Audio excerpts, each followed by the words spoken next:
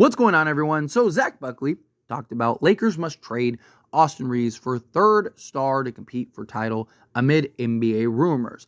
And this stems from a report from Jovan Buha, not a report, but he was just talking about Austin Reaves and that the Lakers still have him as basically a non-starter in any type of trade talks, right? Lakers are still refusing that. Basically, the Lakers essentially have him untradeable unless it's for an all-star, star-level guard.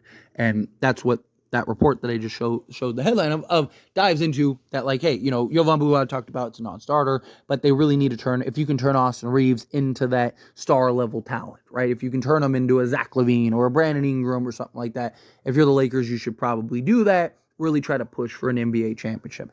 Now, look, said it, I like Austin Reaves. He's a role player. There is zero reason Austin Reaves should be untouchable. Again, I'm not saying you trade him just to trade him. I'm not saying you trade him for a bag of chips or anything like that. But the fact that he is listed as untouchable is unfathomable to me, right? I think he should at least, again, I understand the Lakers being reluctant. I understand the Lakers, being like, hey, we're not going to trade him just to trade him, right? We want Dorian. We're not going to trade him for a Dorian Finney-Smith. We're not going to trade him for, Day'Ron Sharpe. Like, we're not doing anything like that. But if we can turn him into either a star or a specific need that puts you over the top, then you should. Austin Reaves is not your third guy. He's just not. Him as your fourth, fifth, sixth guy, okay, maybe now we're talking. But him as your third guy, it's not going to work. He's just not consistent enough, and he's not good enough on a nightly basis for him to be your third guy. So I believe that you either need to knock it down the pecking order. So either he needs to be your fourth, fifth guy, go get a Zach LaVine or something like that. If you can go get and do what you need to do without trading Reaves, fine. Right? Like if you can pull off the full Nets trade and not trade Austin Reaves, fine. If you can go get a Zach LaVine or something like that and not trade Austin Reaves, fine.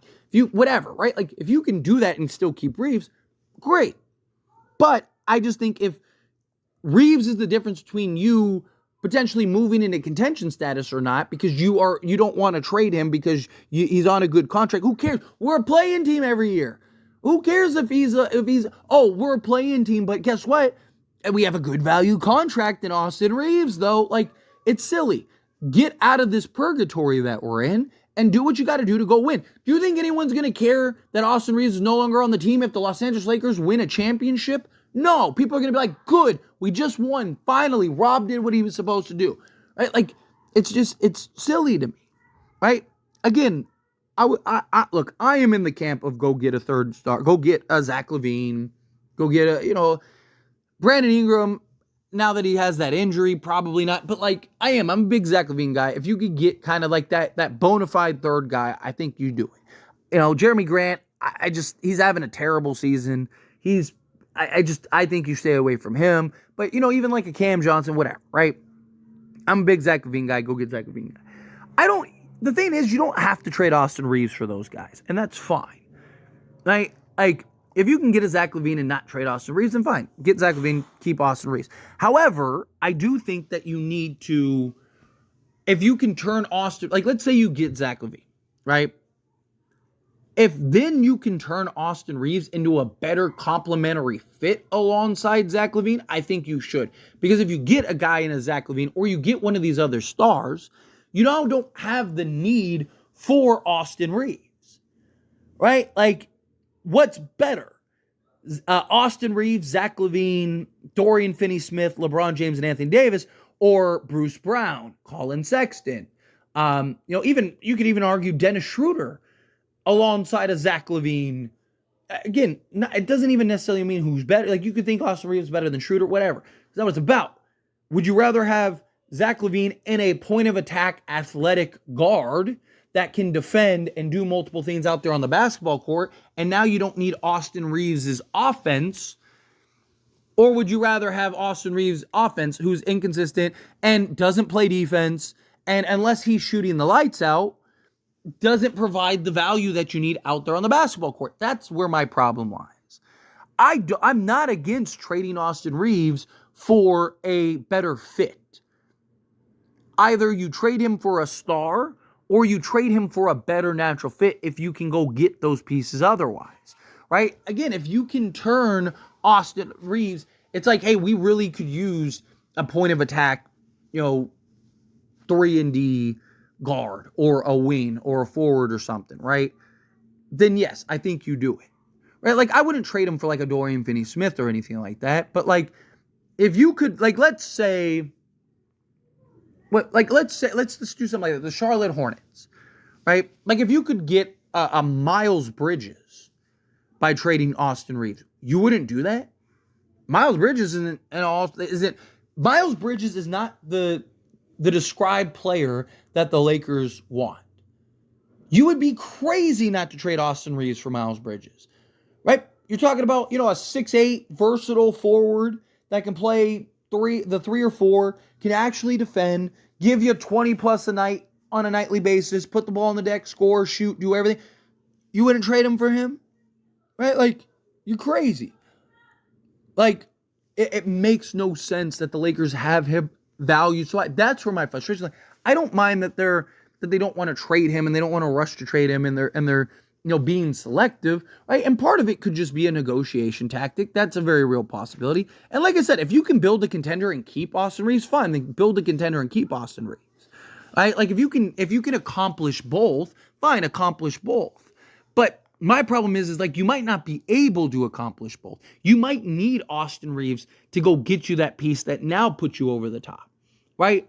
Dennis Schroeder, Dorian Finney-Smith, Day'Ron Sharpe, and let's say you do get Cam Johnson, right? You still might not be, I think it fixes all your holes. I think it fixes all your needs. It is my favorite overall trade that is, possible, right? But even if you keep Austin Reaves, which one, you probably have to give up Austin Reaves, which I would. If you told me you could turn Austin Reaves and, your 2 first and a Dennis Schroeder, Dorian Finney-Smith, Cam Johnson, and Day'Ron Sharpe, I would do that.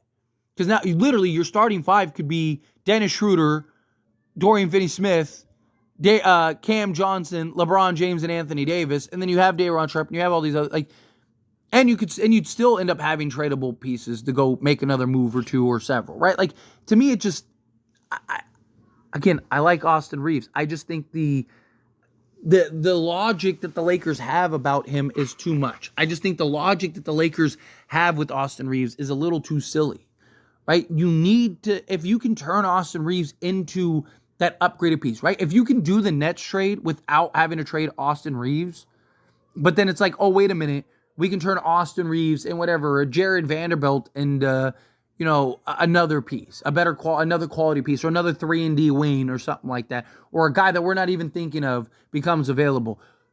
Why wouldn't you do that? Right? Especially if it makes you better, it makes you deeper, it makes you more versatile. You got different looks, you got different size, right? Like, Austin Reaves, when he's on, he's great.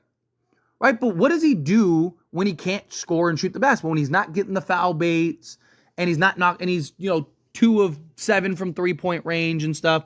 He's a liability defensively. He doesn't handle ball pressure well. He's turning the ball over like a madman at times.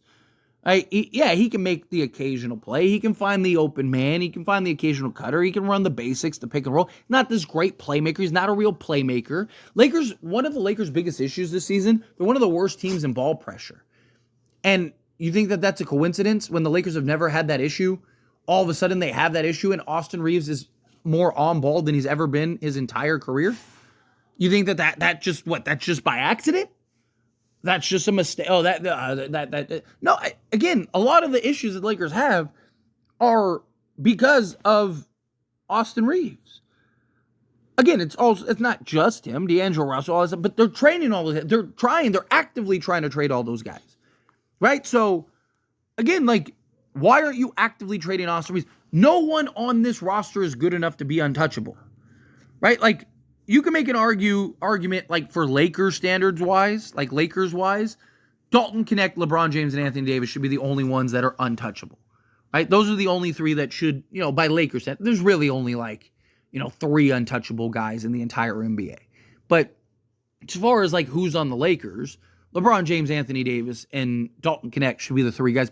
And the only reason Dalton Connect should be untouchable is because he is a big need that we have solved because of him, which is that high volume, lethal 3-point shooter that we just don't have, that we've been searching for and chasing the last, 7 years. We tried to get with Malik Beasley and some of these other guys, right? That's the difference. If Austin Reaves could shoot the way Dalton Knecht would, I would not be saying trade Austin Reaves. I'd be saying, no, you got to keep Austin Reaves. But the problem is he doesn't. So trade Austin Reaves. But anyway, as always, this is a discussion, and I pass a question on you. Let me know your thoughts and opinions down in the comments below. What do you feel? What are your thoughts? Do you agree with me? Do you disagree with me? Kind of mix in the middle? Do you think, no, you can only trade him for a star, superstar, whatever?